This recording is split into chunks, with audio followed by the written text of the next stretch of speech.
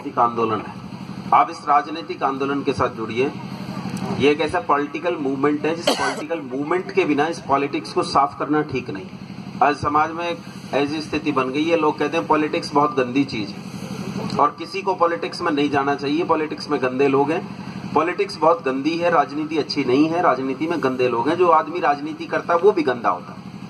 लोग यहां तक कहते हैं जो मोहल्ले का गुंडा है वो पार्षद है, जो नगर का गुंडा है वो चेयरमैन है या सरपंच है, जो हल्के का गुंडा है वो विधायक है, और जो पूरे संसदीय क्षेत्र का बड़ा गुंडा है वो सांसद है, और जो पूरे देश का गुंडा है वो जो है सो है। लोग ऐसा कहते हैं, लेकिन ये सोचो, मैं पिछले दिनों अयोध्या गया था तो वो अयोध्या में मैंने देखा 3 किलोमीटर पहले से सेना पड़ी थी। 3 किलोमीटर पहले से कई हजार लोग थे। मैंने अपने साथी से कहा, वहां एक IPS अधिकारी भी खड़े थे, वो हंसे बाद में। मैंने उससे कहा, मैंने कहा ये राम जी भी बड़ा राजनेता हुआ है जी, इसके जैसा राजनेता पहले और बाद में नहीं हुआ। जब तक जिया तब तक सेना चारों ओर रही, अब तो है भी नहीं, तब भी सेना ही पड़ी है। अगर राजनीति गंदी चीज होती तो भगवान राम राजनीति ना करते, अगर राजनीति गंदी चीज होती तो भगवान कृष्ण राजनीति ना करते, अगर राजनीति गंदी चीज होती तो सर्वोच्च विद्वानों में जिसकी गिनती की जाती है वो आचार्य चाणक्य राजनीति ना करता, न राजनीति का पुस्तक लिखता।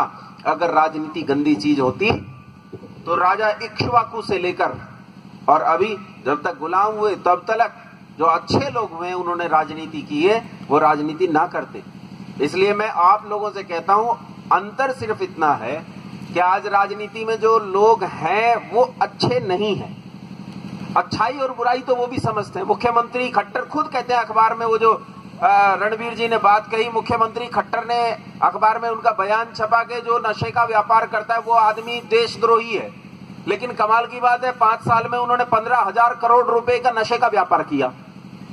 तो इसका मतलब इस इलाके के सबसे बड़े देशद्रोही मैं नहीं कह रहा हूं, रणबीर जी ने कहा या खट्टर ने खुद कहा है, मैं नहीं कह रहा हूं। कहने का मतलब यह है कि आज राजनीति में अच्छे लोग नहीं हैं। आपकी आवश्यकता है, आपको आगे बढ़कर राजनीति में घुसना चाहिए, राजनीति को अच्छे लोगों से भर देना चाहिए। लोकतंत्र, डेमोक्रेसी, टीवी पर बैठे लोगों को देखोगे ना, वो जो 5 आदमी डिबेट में बुलाए जाते हैं, ऐसा लगता है जैसे मोहल्ले के 5 कुत्ते लड़ रहे हो आपस में। इतनी बुरी तरह भिड़ते हैं वो, मुझे लगता है कि मारपीट भी कई बार हो चुकी है उनमें आपस में। ऐसा होता है, मारपीट हो जाती है। एक महिला ने उठकर पीट दिया एक मुल्ला जी को, फिर मुल्ला जी ने महिला पे हमला कर दिया, ऐसा कई बार हो गया। तो वो जो वहां लड़ते हैं उनमें कई बार बड़े बुद्धिजीवी लोग आते हैं। उनसे जब पूछो कि डेमोक्रेसी क्या है, तो वो डेमोक्रेसी को इतना जटिल बनाकर सुनाते हैं कि सामने बैठे सुन रहे लोग डर जाते हैं, बोले ये खतरनाक चीज है, हमारी समझ में नहीं आएगी। मैं आसान सी बात बताऊं, डेमोक्रेसी क्या है भाई? अरे डेमोक्रेसी कहते हैं कानून का राज। लेकिन कानून कौन बनाता है? कानून बनाती है विधायिका, और विधायिका किसकी? जिसका बहुमत। सोचो, जिसका बहुमत है वही कानून बनाएगा। अब अगर समलैंगिकों का बहुमत आ गया तो कानून कैसा बनेगा? समलैंगिकों के हक का। अगर कानून समलैंगिकों का, बहुमत समलैंगिकों का आ गया तो समलैंगिक कहेंगे लड़के लड़की का विवाह गलत है, लड़के लड़के का होना चाहिए और लड़की लड़की का होना चाहिए।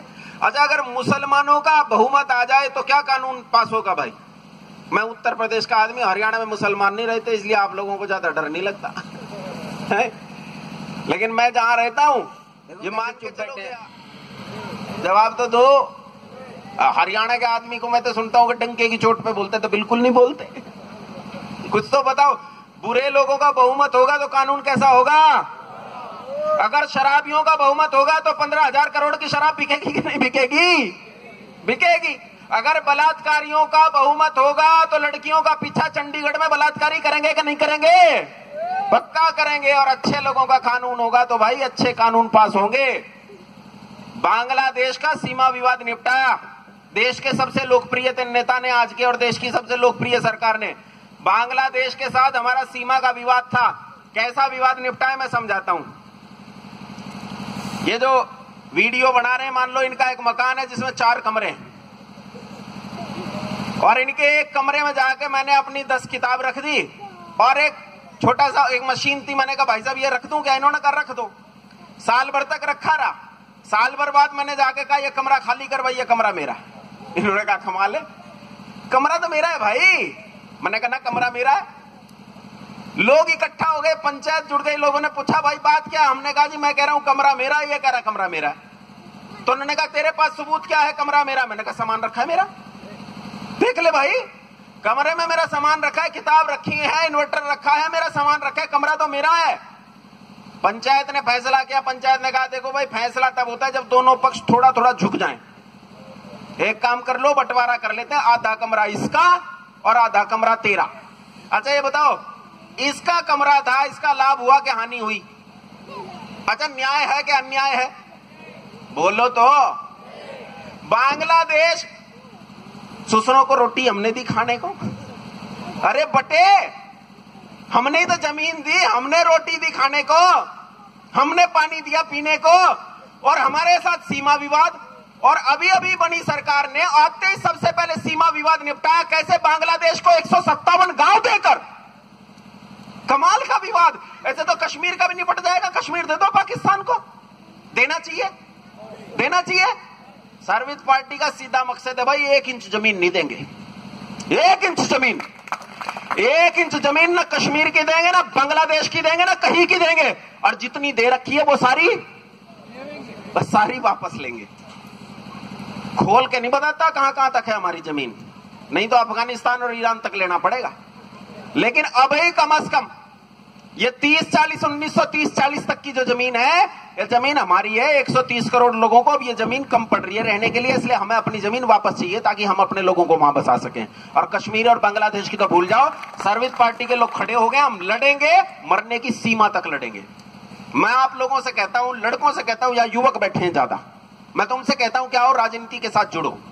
और ऐसा नहीं कि तुम राजनीति के साथ जुड़ो, अपनी मर्जी से राजनीति करो ना। हम ट्रेनिंग्स देंगे बाकायदा, हम ट्रेनिंग कैंप्स चला रहे हैं बाकायदा। तुम्हें राजनेता तैयार करेंगे, राजनेता बनाएंगे, बलात्कारी नहीं, चोर नहीं।